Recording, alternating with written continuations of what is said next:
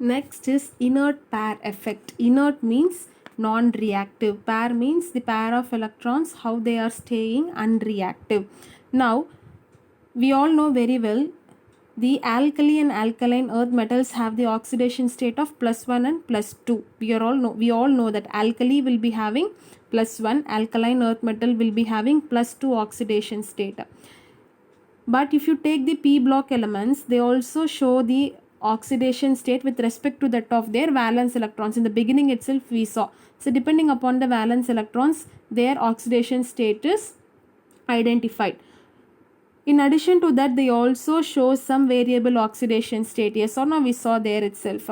So in case of heavier post transition elements, means the elements coming right after the transition elements, that is D block. So after D block we are having P block. So P block is started from the 13th group. So the post transition elements means it is here it means 13th group, like boron, aluminium, gallium, indium and thallium, followed by 14th group, but this will be the first one. Okay, so here the post transition elements which is belonging to the group 13 to 16, their most oxidable, their stable oxidation state is very less than that of the group oxidation state. The group oxidation state for 13th group is +3, but they are showing +1 oxidation state as a stable oxidation state. So which means it is very less. So if you consider group 13 itself, as you move from boron to heavier elements, which means as you move down the group from boron to aluminium, gallium, indium and thallium, what happens? The +1 is becoming more stable. There is an increasing tendency to have +1 oxidation state.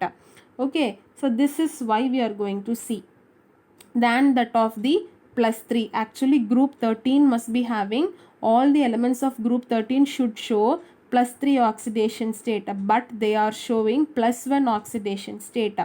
If you take boron, it is showing +3 oxidation state.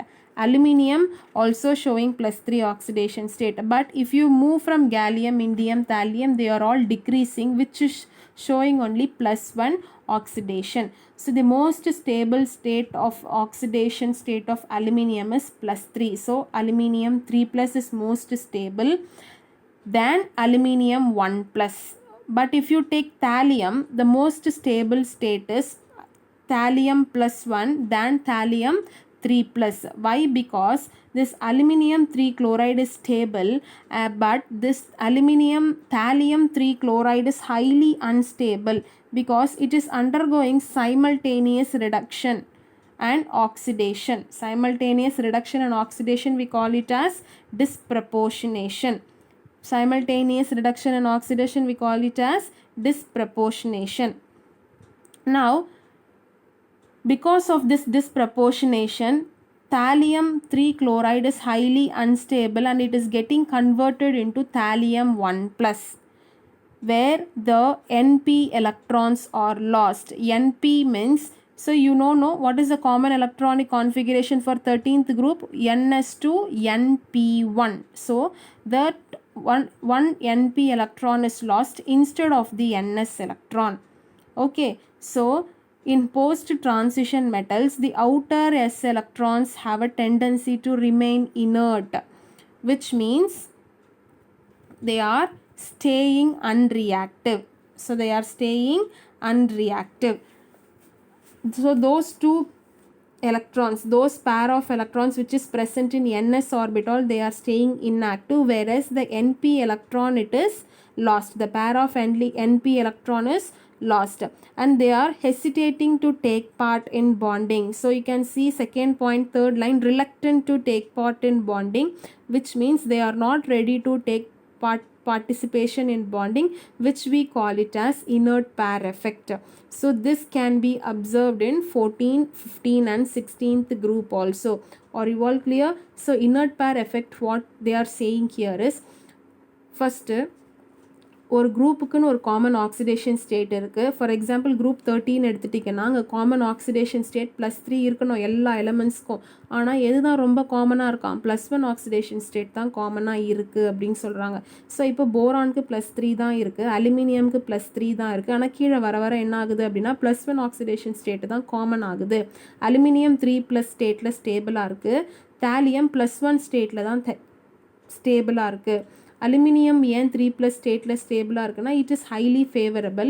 Thallium 3+ ஸ்டேட்டில் ஃபேவரபிளாக இல்லை. ஏன் அப்படின்னா அங்கே டிஸ்ப்ரப்போர்ஷனேஷன் நடக்குது. டிஸ்ப்ரப்போர்ஷனேஷன்னா என்னது? At a time ரிடக்ஷனும் ஆக்சிடேஷனும் நடந்தது அப்படின்னா அது டிஸ்ப்ரப்போர்ஷனேஷன் அப்படின்னு சொல்லுவாங்க. அப்போது தாலியம் வந்து 3+ ஸ்டேட்டில் இருந்து 1+ ஸ்டேட்டுக்கு ஜம்ப் ஆகுது. ஸோ அப்போது லோவர் ஆக்சிடேஷன் ஸ்டேட்டு தான் என்ன பண்ணுது? ப்ரிஃபர் பண்ணுறாங்க. இதனால் என்ன தெரியுது அப்படின்னா NP எலக்ட்ரான்ஸ் வந்து லூஸ் ஆயிடுச்சு. ஸோ NS2 NP1 தானே common electronic configuration for group 13. அதில் இருக்கிற அந்த NP1ன்னு ஒரு பேர் ஆஃப் எலக்ட்ரான் இருக்கா. ஸோ அந்த எலக்ட்ரான் லூஸ் ஆயிடுது. இன்ஸ்டெட் NS எலக்ட்ரான் அப்படியே தான் இருக்காங்க. இதனால் என்ன தெரியுதுன்னா NS எலக்ட்ரான் இனர்ட்டாக இருக்குது. இனர்ட்னா they don't go and react with any other element, they will be staying as it is. So இப்படி இனர்ட்டாக இருக்கிறதுனால they don't take part in bonding, which we call it as inert pair effect. Next is allotropism in p block elements. So what is meant by allotropism? Elements existing in more than one crystalline form or molecular form in the same physical state. So same physical state but crystalline and molecular form more than one type. For example, you consider yourself, you are one physical state, your physical state is fixed, okay, but you are different to different people. Like for your friend you are a good friend, for your mother you will be a son or daughter, for your sister you will be the younger one. Yes or no? So likewise your character is changing depending upon the nature, but you are same. Likewise the physical state of the element will be remaining same, but its crystalline form will be changing. So that we call it as allotropism. So if you take this p block elements, they show good number of allotropes. Like boron, it is having amorphous boron, alpha rhombohedral boron, beta rhombohedral boron. So they are all solids but their crystalline shapes are different. If you take carbon, they are existing as diamond, graphite, graphene, fullerenes. They are all solids but they are existing in different crystalline form or molecular form. Silicon also amorphous silicon, crystalline silicon. For germanium, alpha germanium, beta germanium. Tin, grey tin, white tin, rhombic tin and sigma tin. Arsenic, yellow arsenic, grey arsenic. If you take oxygen, you have dioxygen and O3 as ozone, and same way followed by sulfur, selenium, tellurium. They exist in amorphous and crystalline form. So allotropism means same physical state but their crystalline form or the molecular form will be different. So for today's class we have discussed about the general trends in properties of p block elements like electronic configuration. What is the common electronic configuration? NS-NP126. NS2 NP126 is the common electronic configuration. Their oxidation state will be same as that of the number of valence electrons. There will be negative oxidation state also. Metallic nature means what? Losing an electron, forming a cation, we call it as metallic nature. Here the p block element is having metal, non-metal and metalloid. The lower part will be the left to lower part will be the metal, right upper part will be the non-metal. In between you will be having the metalloids. Ionization enthalpy, it decreases down the group. Ionization energy means what? Energy required to remove an electron. Electronegativity also decreases down the group. Electronegativity means what? Tendency to attract the shared pair of electrons. Anomalous properties means deviated properties of the first elements in all the groups. Next is inert pair effect. Inert pair means here the NS electrons, they are staying inert in nature, they don't take part in bonding. For group 13 we have seen as example. The same is for the 14th, 15th and 16th group. They are called as post transition elements. And finally allotropism for p block elements. Allotropy means same physical state, but they exist in more than one crystalline form or the molecular form. So tomorrow we will see the group 13 elements. So do your assignment and submit on time.